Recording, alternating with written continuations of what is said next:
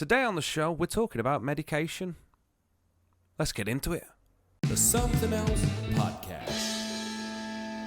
So, yes, welcome back, everyone, to another episode of Something Else Podcast. I did want to start 2024 off with a bang. I wanted to hit the floor running sort of thing, but with many things happening, it's been proven difficult. Hence, we're in the third month already.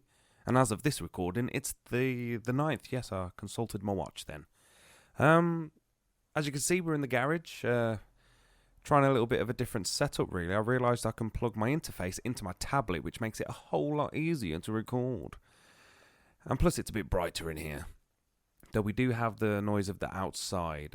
Me and my wife did try and, seal it up a little bit, but, you know. But, yeah, I mean, we'll talk about why it's taken me so long to get this episode out in particular. Obviously, last year we moved into our house and into the house we're in now, and there's a lot of work that needs to be done, like a lot. And it's just one of them ones where you've done one thing and then another thing turns up, like the whole electrics need doing and all this. And then I can't remember if we said this on the last episode, but we're painting my son's room at the moment, and one of his walls is it adjacent to the bathroom? So his wall is also the bathroom's wall. And we think that he used to have like a walk-in wardrobe, because when we was taking all the wallpaper off and everything, we found a doorway, like where a door used to be, and it's been boarded up, and we think they've had a conversion in the bathroom, blah, blah, blah. So we've been plastering. Turns out I'm bloody good at plastering. There's a bit on my mic. And it's gone. I think it was a fly. But, yeah, so there was that, and it's just been a nightmare, really. And then illness. Nothing to do with the topic of medication. But I had, horrific flu, which was horrible. Because, earlier in the year, I had a throat infection, I think it was.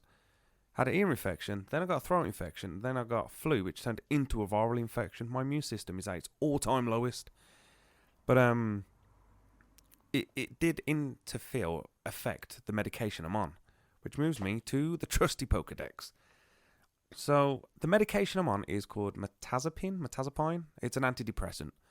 Also used to help with OCD and stuff like that, anxiety. Mine is for depression. And it's all because of 3 years ago, coming up to 3 years ago, I lost my dad, a horrific battle of cancer. And, the day's coming, me and my sisters and my mum, we could see it happening. We knew it was going to happen, but it doesn't quite prepare you enough, really. I mean, what is supposed to prepare you to lose your dad, you know what I mean? And it was tricky because it was like he was such an integral part of my life. I didn't quite know how to manage the life without him, really. He was such a vibrant figure in everyone's life. Like, when he died, it was like the whole of his street was mourning, sort of thing. It was very weird. But what happened to me was I was grieving a lot, really badly. I just couldn't cope with it. And then it spiraled into depression in the thoughts of why bother carrying on. Now I know a lot of things sense here, but if I'm going to get censored for talking about how I felt and how it could potentially help others, then censor me. I don't care. But I was very suicidal, to the point where I had it planned, and in my head it made sense, not how I was going to do it, but why I was going to do it.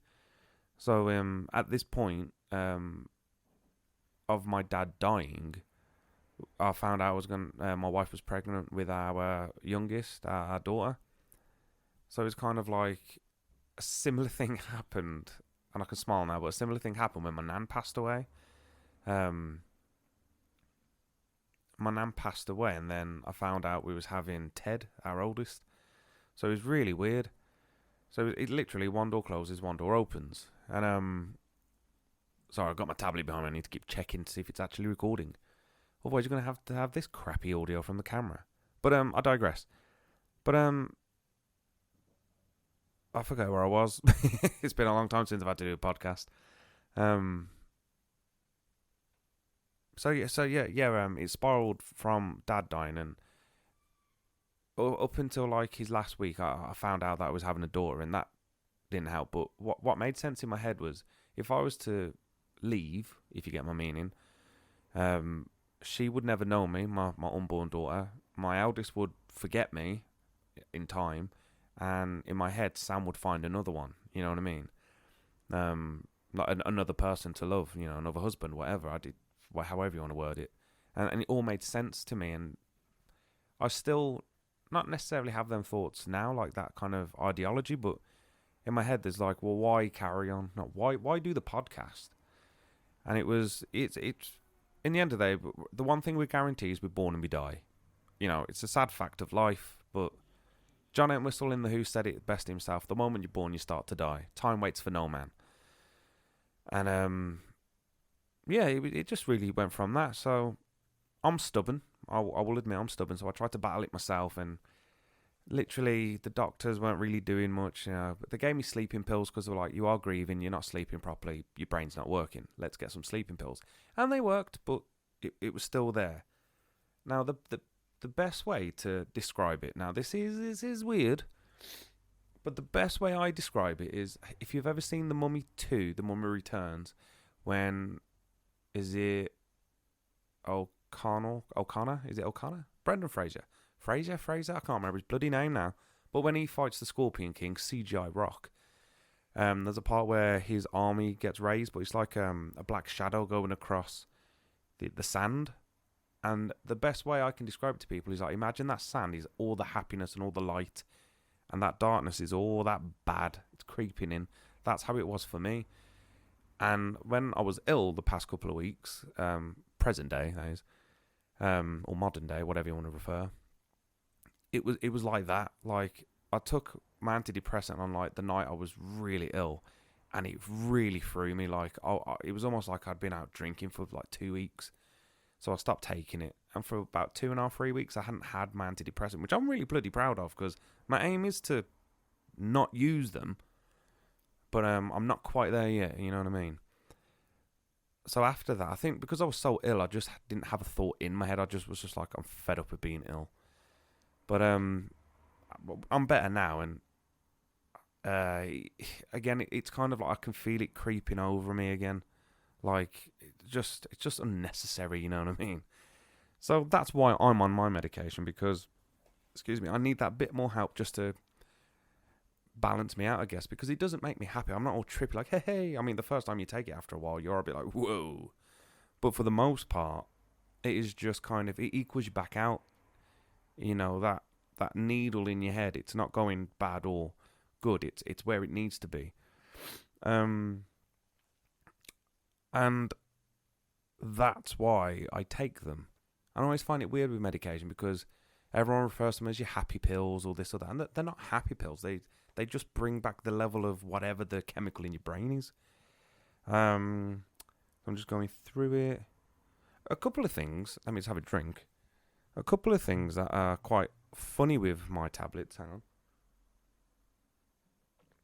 Because one of the effects are a larger appetite, which I've noticed. I've definitely put a bit of weight on. Which is funny, because then you get depressed because you're fat. So you take your tablets, which make you more fat. It's brilliant.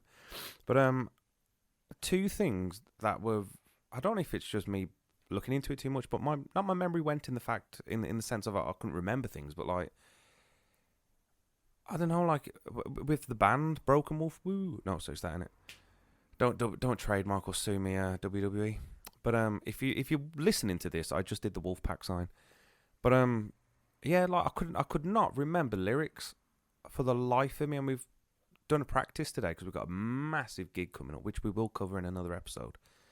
But like trying to remember lyrics, I couldn't do it. So for a couple of shows, I've had to have my tablet on stage so I could actually read lyrics.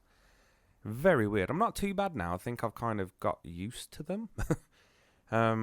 But I also lost like my writing ability. I lost that key that I had. And yeah, I just couldn't write anything good, like what I thought was good. And I know a lot of the stuff I wrote about or have wrote about is either you know, bad employment and hating your manager, which we will get to in another episode. Obviously losing dad. So one of the songs we do is called No More False Hopes, No Violins, No Ropes. Definitely read between the lines on that title. And that was more aimed at how my wife kind of, despite me feeling like crap, she brought me out of it. It was quite nice, really. But then we did a song called Midnight Hour Girl, which is literally about being taken for a good old ride. But it's not how you think. Listen to the song. Come and see us live. But yeah, I lost my writing edge for a while. And the one thing that changed it, and I'm not lying, was when we moved into the house we're in now, I put a new wiring loom, if that's what you want to call it, in my Yamaha Pacifica 112L. And it's one of the last things me and my dad worked on, that and the amp I use. And I don't know, something just clicked. I put a new wiring loom in it, put a new pickup, and good God, I was back. And next thing you know, I've wrote a new song, which we're going to perform live for the first time ever on Saturday. Jesus Christ. But yeah, it was really weird. Like, losing that ability to write was weird. But staying with the whole medication thing, I want to talk about now. Really, I guess it's my experience of why I felt the way I did. Now, let me have another drink. So I've kind of briefly touched on it, which was all about obviously losing Dad. That's why I felt the way I did. But it was, I think it's just accepting that it's normal. It's not nice. I don't want anyone to go through what me and my sisters and my mum had to go through. And I really don't want anyone to feel how I felt. Because it's, you do feel alone. Like, you've got everyone around you, but you're just kind of void. You know what I mean? You're just like, you're just going through the motions of living. And I think for the past 2 years, I've wasted them. Because I just didn't really care, if that makes sense. And I feel bad about it now. And I think what I'm trying to do now is find ways to cope with it. Because I did get to a point, I said before, where I just didn't want to do anything. I didn't see the point in doing anything. You know, why carry on with the band? Why carry on doing podcasts or YouTube videos? And it's not like I'm getting anything out of it. And I think what you've got to remember is why you do stuff. You know, you do your job to get money so you can live. Yeah? We don't live to work, we work to live. And I think something that helped me cope with it was finding an outlet. Now, this is a great outlet, and I really need to get back into the swing of things, so expect a lot more episodes. And